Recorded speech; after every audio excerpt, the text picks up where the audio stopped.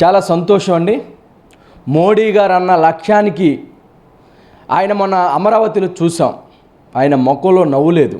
అంటే ఒక భారతదేశ ముద్దు బిడ్డ ఎలా ఉంటారంటే అది మోడీ గారిని చూసి మోడీ గారు లాగా ఉంటారని మనం చెప్పొచ్చు.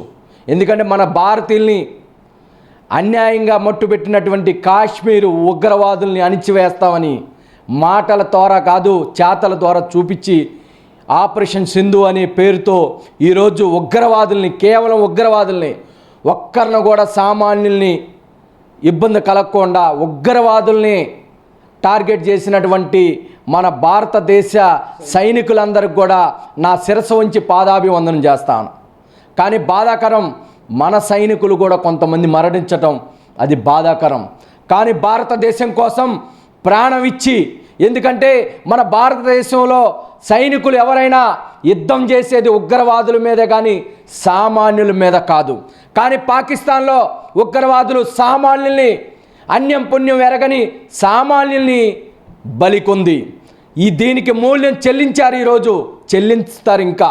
ఎందుకంటే భారతదేశాన్ని జోలికొస్తే ఏం జరిగిద్దనేది ఈరోజు మోడీ గారు చూపించారు, గతంలో కూడా చూపించారు. ఇప్పుడు మన భారతదేశం వెంక చూడాలంటే ఉగ్రవాదులకి వచ్చపోయాలి.